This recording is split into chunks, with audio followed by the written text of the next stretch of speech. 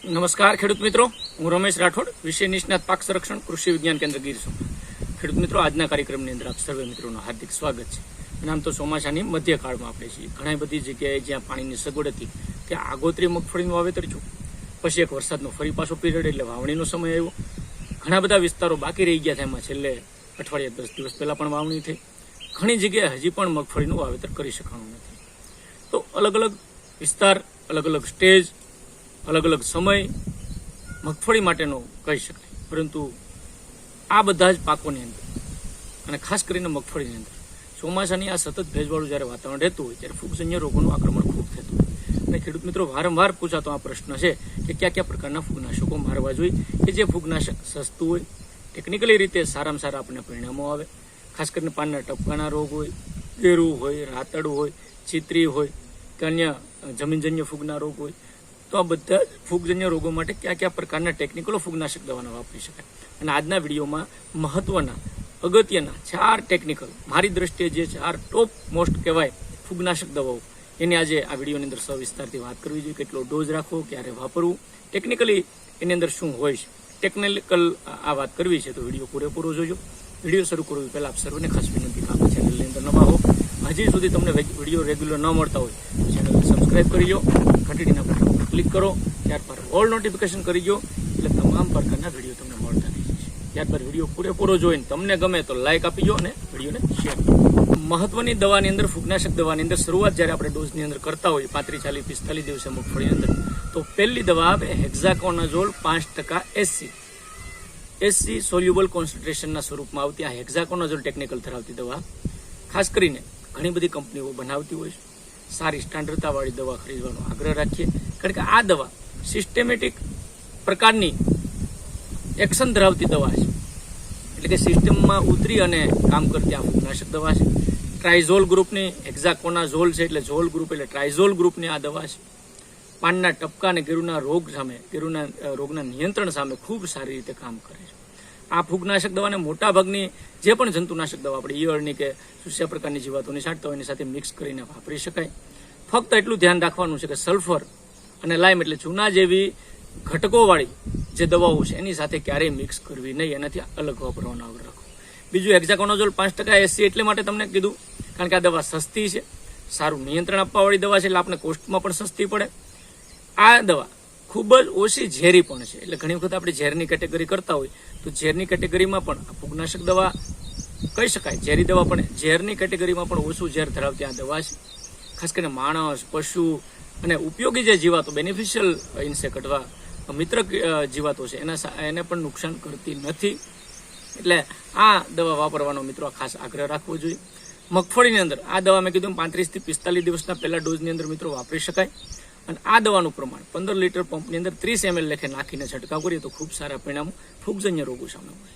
બીજી જે મહત્વની ફૂગનાશક દવા છે એ ટેબ્યુકોનાઝોલ છે. આ પણ ટ્રાઇઝોલ ગ્રુપની દવા છે. હેક્ઝાકોનાઝોલ પછીની આગળનું ટેકનિકલ કહી શકાય તો ટેબ્યુકોનાઝોલ છે. જે ટેબ્યુકોનાઝોલ 10% પ્લસ સલ્ફર 65% WG ના પાવડર ફોર્મમાં આવતી આ દવા, વેટેબલ ગ્રેન્યુલના સ્વરૂપે આવતી આ દવા, એટલે કે એની અંદર ટેબ્યુકોનાઝોલ 10% છે અને સલ્ફર 65%. કારણ કે મગફળીના પાકની અંદર હવે જ્યારે 55-60 દિવસનો પીરિયડ છે, જ્યારે આ દવા હું વારંવાર ભલામણ મિત્રો કરતો હોય, જમીનજન્ય જે ફૂગના રોગો લાગે છે મૂળમાં એને અને ઉપરના પાંદડા ઉપરના રોગોને અટકાવવામાં ખૂબ સારી દવા છે. એટલા માટે ટેબ્યુસલ્ફરના નામે, ટેબ્યુકોનાઝોલ પ્લસ સલ્ફરના નામે મળતી આ દવા વાપરવી જોઈએ. કારણ કે આ દવા સિસ્ટેમેટિક અને કોન્ટેક્ટ પ્રકારના ઝેર ધરાવતી દવા છે. સિસ્ટમમાં ઉતરીને કામ કરે, કોન્ટેક્ટ એટલે ઉપર જે ટાર્ગેટ રોગનો છે ત્યાં કામ કરતી હોય, એટલે સિસ્ટમ અને કોન્ટેક્ટ પ્રકારની આ દવા છે. ટેબ્યુકોનાઝોલ સલ્ફર એ વાપરવાનો આગ્રહ રાખવો જોઈએ. પાનના ટપકા, ગેરું, પોડ બ્લાઇટ, ઘણી વખત જે જમીનમાં દોડવાનો સડો આપણે ઘણી વખત કહેતા હોઈએ તો એના માટે પણ આ દવા કારગર નીવડતી હોય. સંશોધનની ભલામણ કહીશ, પોડ બ્લાઇટ માટે પણ આ ટેબ્યુસલ્ફરનો આપણે ઉપયોગ કરી શકાય, તો એના માટે આ દવા વાપરવી જોઈએ. ટેબ્યુકોનાઝોલ જે છે છોડની અંદર આખી સિસ્ટમમાં ઉતરે અને સલ્ફર એ પાનની ઉપરનું આખું એક લેયર બનાવે અને એ રીતે આપણે નિયંત્રણ આપવું હોય છે.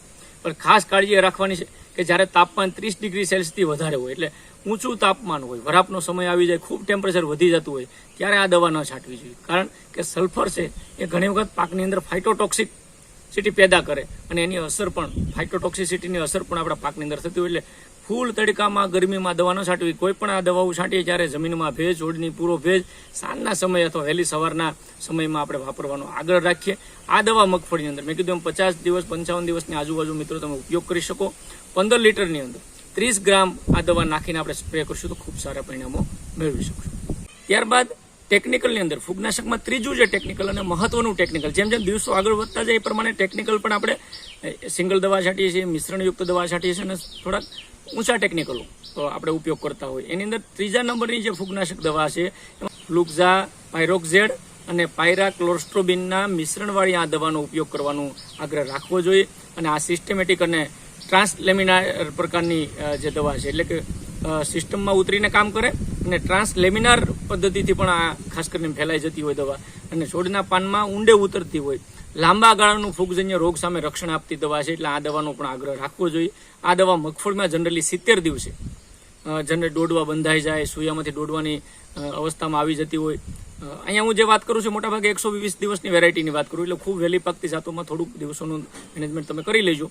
પરંતુ સિમ્પલી આપણી જે 120-125 દિવસવાળી વેરાયટીની અંદર આ 70 દિવસ આજુબાજુ ફ્લુક્ઝા પાયરોક્ઝેડ અને પાયરાક્લોસ્ટ્રોબિનના મિશ્રણવાળી દવાનો ઉપયોગ કરવો જોઈએ.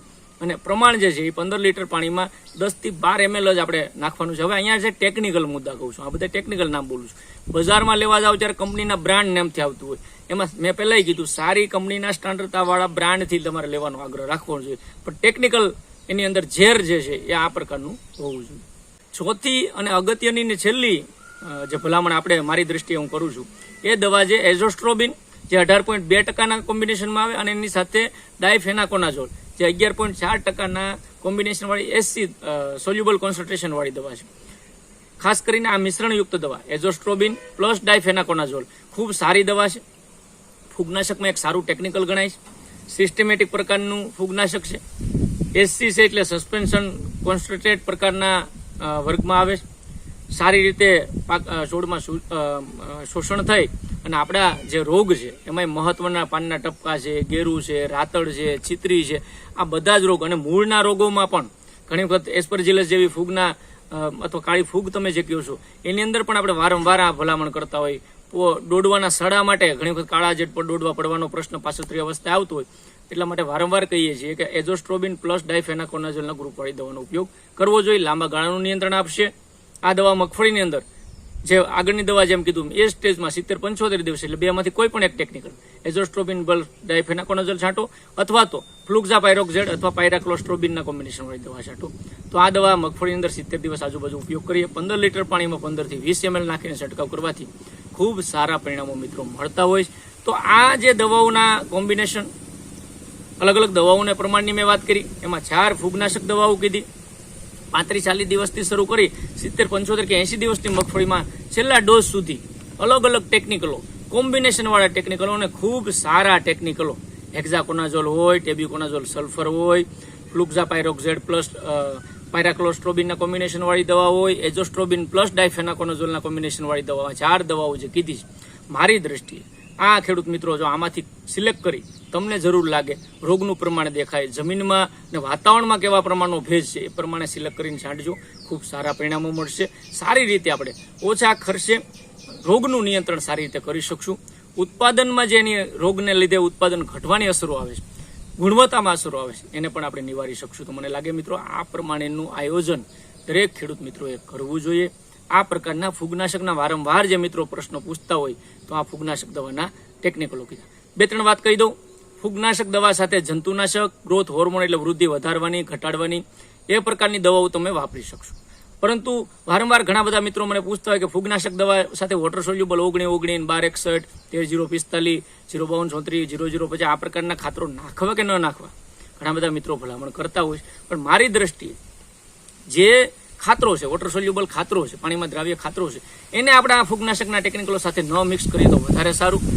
હા, ફૂગનાશક, ઈયળના ટેકનિકલો, વૃદ્ધિવર્ધકો ઘટાડવાના એ બધું તમે કોમ્બિનેશનમાં સ્પ્રે કરી શકો. અથવા તો ફૂગનાશક કાઢી અને વોટર સોલ્યુબલની સાથે ઈયળની વૃદ્ધિવર્ધક કે વૃદ્ધિ ઘટાડવાની દવાઓ છાંટી શકો. પણ ફૂગનાશક અને વોટર સોલ્યુબલને અલગ રાખવાનો આગ્રહ રાખજો. ખૂબ સારા પરિણામો, તમારા પૈસાનું પૂરું વળતર મળશે એની હું ગેરંટી આપું છું.